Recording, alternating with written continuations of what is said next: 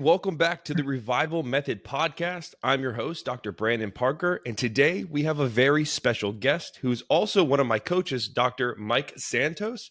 So I don't want to steal the thunder from you because you're going to be able to tell your story better than I can. So why don't you go ahead and tell the audience who you are, what you do, and basically like how you and I came into contact with one another. First of all, good morning, and thanks for having me here. I'm happy to be on this podcast.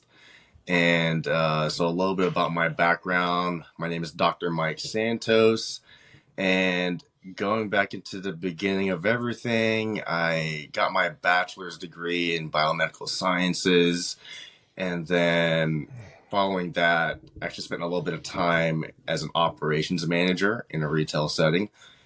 So after doing that for a handful of years, I decided to get into personal training and strength and conditioning. And so that's where everything kind of started to steer me towards healthcare and getting into that realm. And it was during my time as a coach when I decided to take the next step, and that led me to going to chiropractic school, which of course is where you and I met, and Dr. Raul, where it all began there. And fast forward to now, I currently live in Kansas City, Missouri, where I practice full time, seeing clients one-on-one in person. So I don't know if this question has ever been asked, but I do see a lot of parallels being in this space. But I would love to ask you personally because you've done both.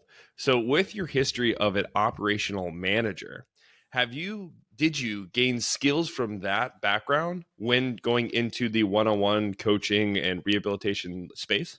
100%. A lot of people would ask me that question, do you wish that you just went straight into healthcare considering you were pre-med already? Do you think you wasted time in that first career? And I don't hesitate to say no. I learned lots of skills that I utilize to this day, and I know I will for the rest of my life. I'm naturally kind of a quiet, keep to themselves type of person. If I could stay in my room all day, I would do so. And being in that setting in that first career, it really did kind of push me to step out of my comfort zone.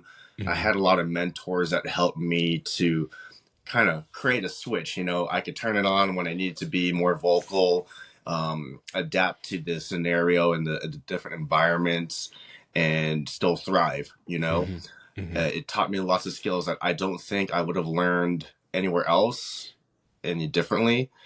And it kind of set the stage for, that next step, so on and so forth, and taking me to where I'm at now. Yeah. I find this to be interesting because, like, for example, you just alluded to how you're an introvert, but you know how to switch it on. And it is very important to be able to have that versatility because you do have to match the person in front of you. And for example, I mean, I'm sure anyone listening to this is like, all right, this dude is clearly extroverted myself, right? I'm super outgoing. But there are times where I experience that social burnout, like my battery is empty. Right. Yep. So it's like I'm on 24/7 where I'll come home and my wife's like, how's your day? I was like, can we just sit on the couch and just not talk for like 10 minutes, please? But that's because I'm always on. And that's something that I'm also working on is how can I dial it back? So it sounds like you actually have this skill to take it on or to turn it on and turn it off. And I was just curious, like, did that take a long time for you to develop or was it something that came natural? It took a lot of time. It's still taking lots of time. I don't feel you can ever have that perfected. There's so many ways to improve it, like most skills and things that you have to do for work or just everyday living. And for me, it's something that I never thought that I'd be able to do. And so when you see your own personal growth with that respect, you're kind of like wowed, and it's important to know that it's only something that you can continue to grow and tweak here and there to make it better, because you're gonna come across different situations, different experiences, and you just continue to learn more about yourself and your tendencies. So for me, I'm always kind of self-reflecting, thinking, how can I make that a little bit more efficient for myself, based off of what I'm, learning from that current lesson or that current opportunity? See, it's interesting because it's like a meta skill, right? The meta skill of learning how to gain skills, and that comes across like that's literally every facet of life, right? Like True. there's going to be something that you were absolutely terrible at because you've never done it before, and as humans, we expect that we should be at least have some competency, but that's completely not rational at all. It's just like, man, I'm really bad at the guitar. It's just like, well, how much time did you put into it? It's like, well, this is my first day. Of course you're going to be bad at the guitar, and having that ability to create awareness around how much time you put into something, where your faults are, maybe where you can improve upon, that in itself is not only going to help with the adherence, right? Like you're going to be able to stick with it longer, but Oh yeah. also you'll know when to either, hit the gas pedal, like, okay, I really need to put a lot of effort into this, or okay, I've been kind of like burning the candle at both ends. Let's take a moment and stop. Now, because we're talking about skills, and then we're also talking about how we can help our clients who are listening. What are some skills, or maybe perhaps wherever you want to take this, what are some roadblocks that you see clients have when trying to develop skills that you think that if they had a simple frame shift mindset, or they shift their mindset, they can actually go much further in their pursuits? Oh yeah. Oh man, we could take this in so many directions, right? It's gonna be a fun one. But what first comes to mind, I like to use a story about a current client of mine. This is a theme that I see with, I mean, easily over 90% of people. So I'm constantly working with this aspect with all of Hmm. my clients. And so, current client, situation to sum it up, keep it simple, 40-year-old male, very busy, pretty sedentary lifestyle, juggling, wearing lots of hats, trying to be here, trying to be there, just very fast paced kind of situation, but has very, very big, important goals, Hmm. wanting to become more active, wanting to get to running on some sort of basis to eventually do a marathon, wanting to go to do these boot camp workouts multiple times a week, and wanting to just overall improve their health, get stronger, build some muscle, Hmm. look good at the beach on their summer vacation. All the things, right? Like these are all like amazing things, and they're very good goals to have. And so we do really well with setting these goals for ourselves. I want to be here. I want to do that. I want that promotion. I want that job. I want to look this way. I want to lift that much weight. You name it. We're so good at doing that, especially in this day and age. However, I think we have to kind of let off the gas a little bit once we set that goal, Hmm. and we have to kind of take a look at where we currently stand and where we're trying to go, and kind of recognize, what's that look like? Is it 5 miles? Is it 100 miles? What's that Yeah. marginal difference look like? And so this is where I'll see clients yo-yo, in their history. They'll explain to me that, yeah, I was doing good, I was crushing it, and then I stopped, or I got burnt out, or Yeah. something kind of came up and it just kind of pushed them back to the starting point. Or if not, it felt like it was pushing them back further from the starting point. Yeah.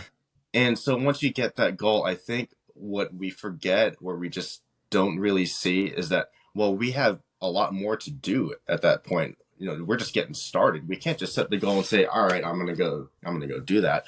Are you making smaller short-term goals that are more closely related to your starting point, but they point in the direction of that long-term goal? Yeah.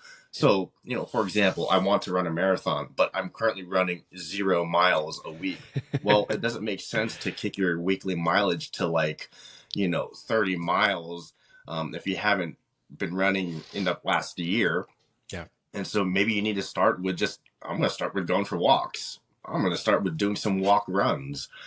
Start making those little, tiny steps that are going to be taking you towards that goal. I think we just get so excited, and we're so down to crush the goal and make that leap. But we realize that if we don't have more specific strategy with it, based off of where we're at, what you want to do, what you like, what you don't like, your current specific situation, what's your schedule like? if we don't account for those things, then you will kind of push yourself further away from the goal. You will feel like it's impossible. You will feel like you're kind of looking at that mountaintop from the bottom and like, man, well, I'm never going to get there. Well, yeah, that's a pretty daunting thing.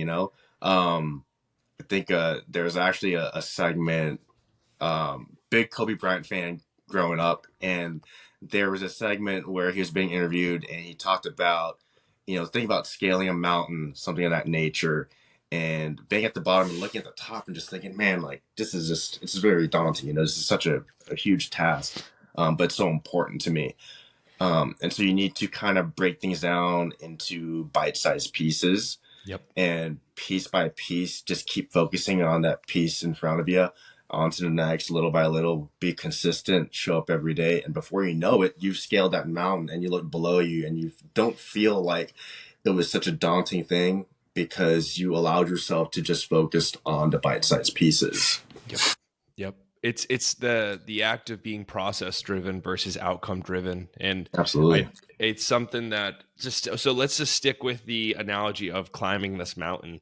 Something that I feel like most people completely overlook is think of like actually scaling a mountain. When you're climbing up that elevation, the air gets harder. Well, there's less oxygen in the air, right? So like you don't necessarily have the ease to breathe. So you get to these higher levels, it gets harder and harder for you to keep going because you can't breathe as well.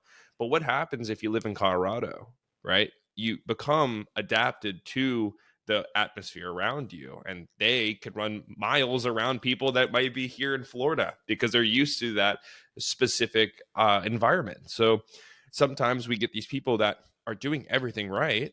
They just don't, they get almost overwhelmed they get overwhelmed with the new level of stress that brings with the new next level of the goal, that they Correct. feel like they're doing something wrong. But it's like, no, no, no, no, no, no, no. You're doing everything right. You just have to give it time. Your body needs to adapt to this next level. And then if you're a video game player, the next boss, if you will, right? Right. And I mean, you hit the nail on the head.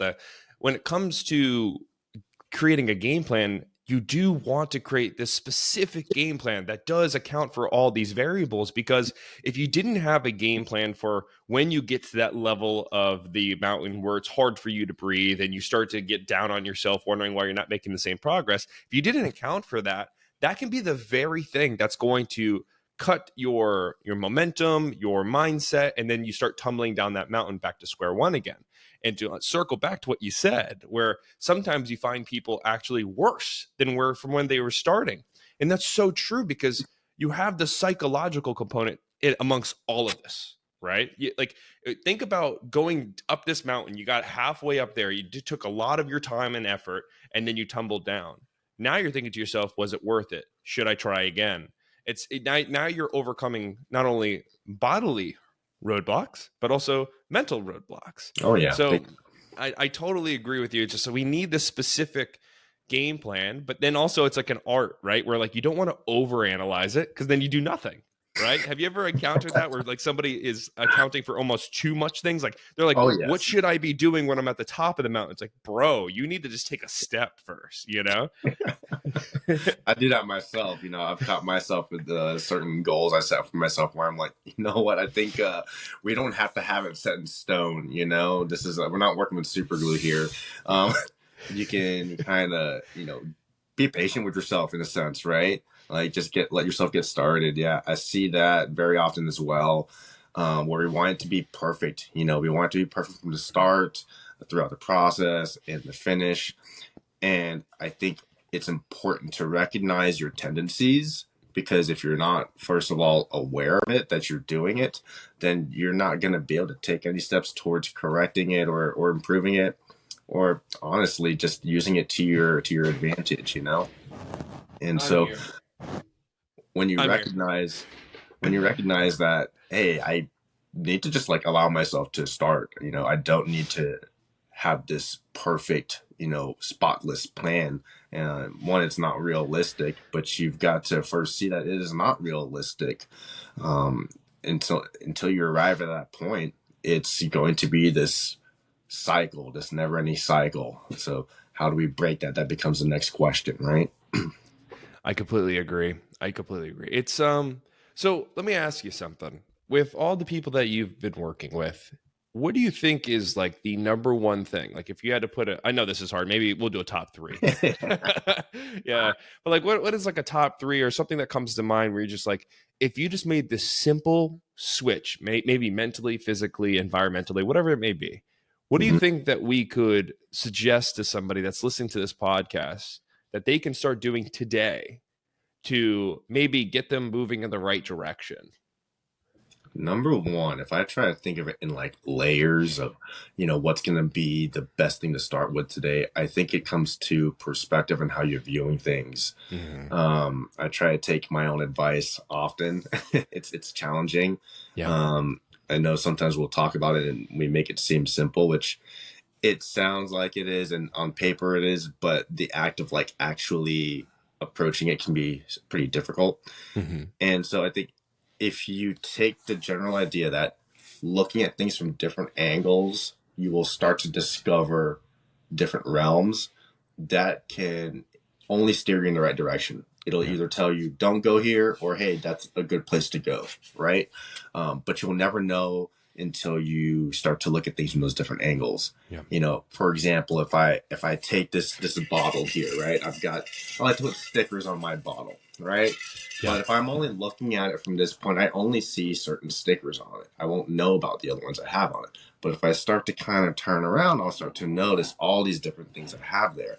And Mhm. so we can apply that to goals where if we think about our approach, we think, yeah, I want to lose body fat. And so I'm going to go run 5 miles 7 days a week, and in our minds, like in that moment, in that position, that sounds like a great idea. Mhm. It's going to be very helpful. We could find research that supports how cardio can be helpful for us to, reach that goal.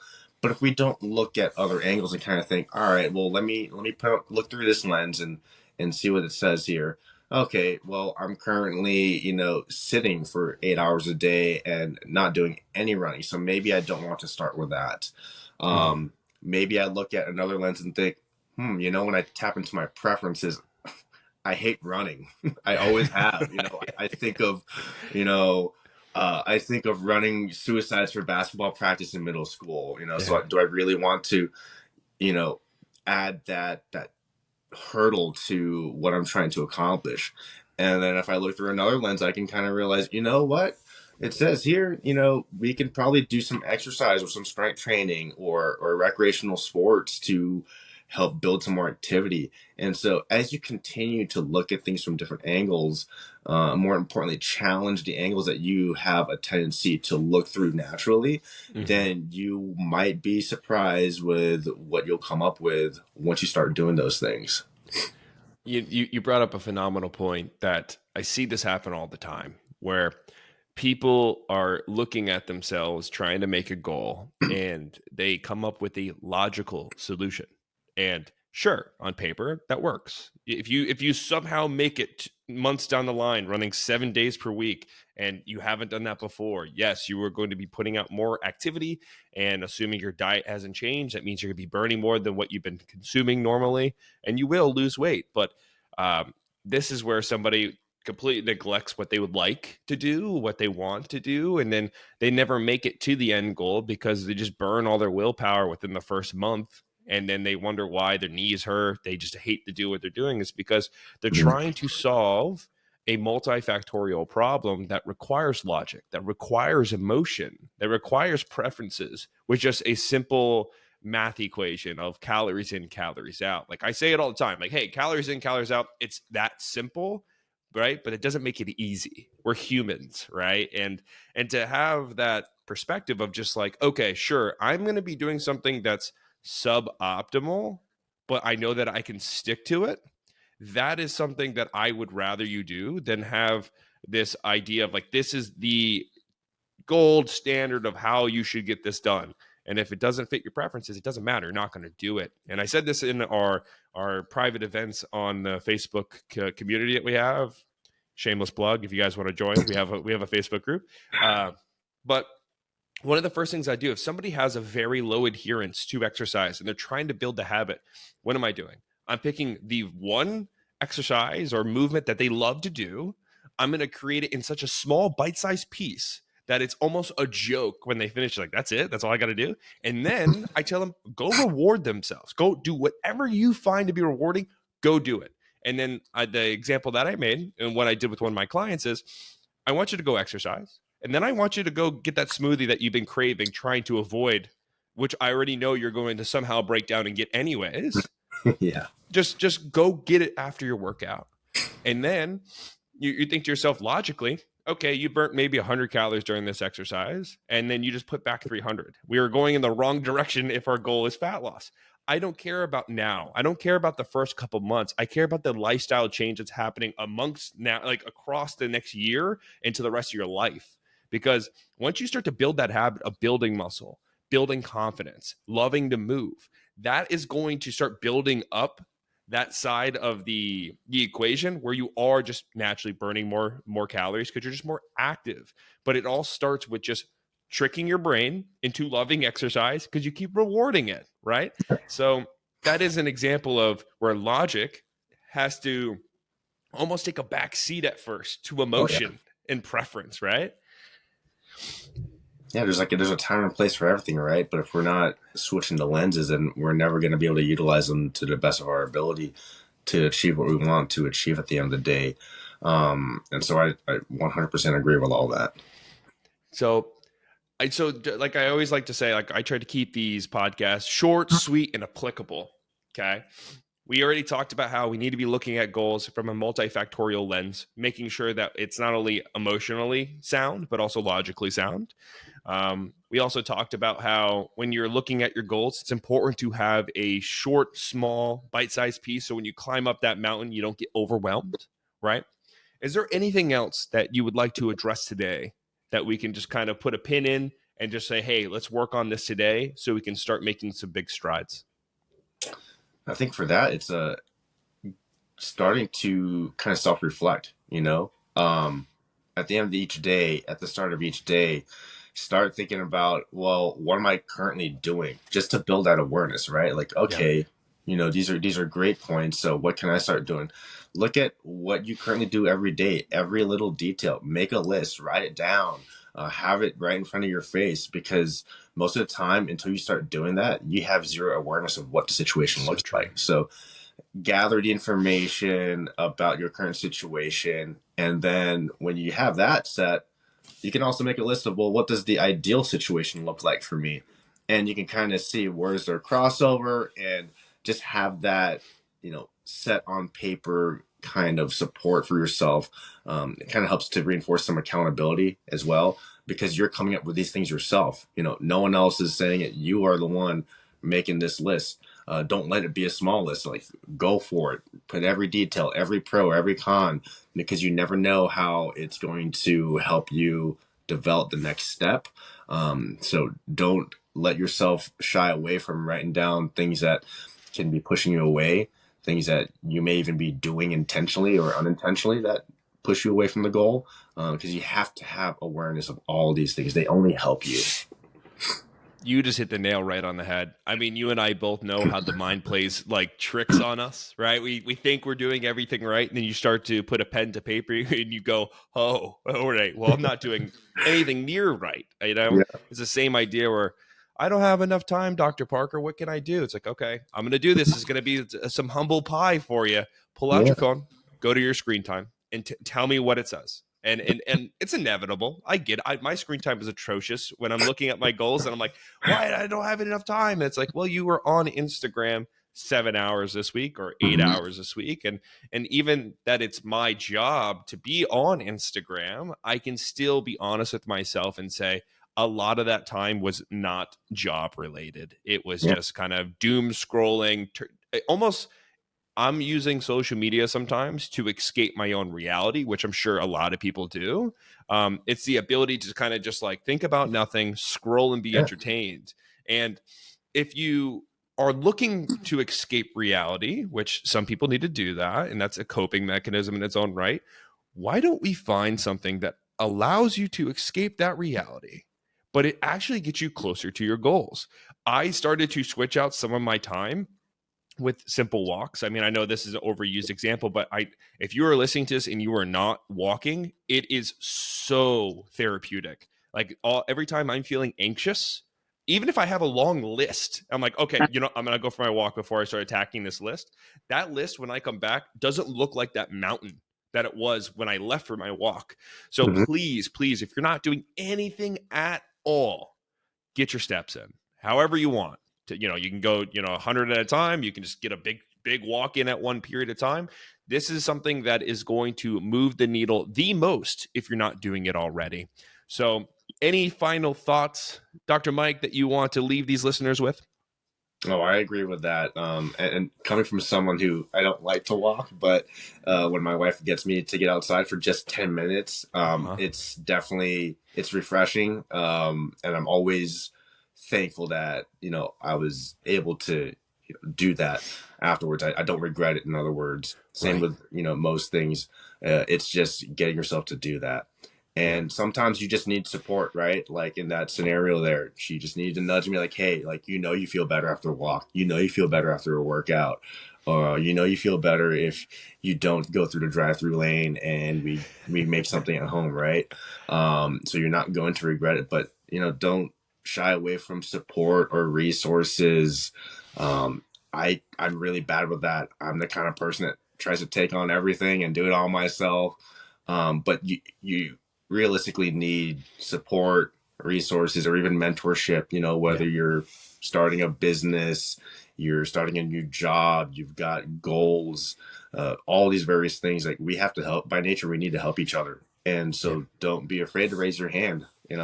For some reason, it's something that we don't like to do. Think back to being in the classroom. You're like, I don't know. Teacher said to raise your hand if you have questions, but like, I don't want to for whatever reason. Yep. But no, you have a question or you need guidance, go get it. It's out there. Someone out there wants to support or help you out. Part of like our community, right? Our Yep. Facebook group.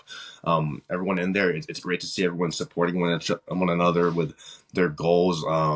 Just creating that community, that Yeah. close knit group. It helps. It takes a village. They say for various things. That's something that I'm going to have you on here in the future because I definitely want to unpack because it's a dilemma that everyone follows or at least encounters where it's like, Yeah. I know if I do these things, I'm going to feel amazing, but I just can't do it. And part of it is just human nature. Like Yeah. we seek comfortability, we seek shelter, and we don't want to access that huge level of discomfort because let's be honest, in order for us to grow we have to experience some type of discomfort because it's something that we're not used to and our brain is designed to search for danger, and when you're in an unknown situation it's trying to figure out what's going to happen next, and it's a lot of effort versus if you were to just sit on the couch and scroll on your phone, what's going to happen. so so that's something that I really do want to have you on in the future, and we're Sure. going to unpack that together. So I do appreciate you taking the time, Dr. Mike, and hopping on here, Oh and yeah. I'm sure all the listeners here are going to enjoy to hear this as Well, thank you again for having me out here, and always love chatting with you. And I'm definitely looking forward to the next time we're able to do this.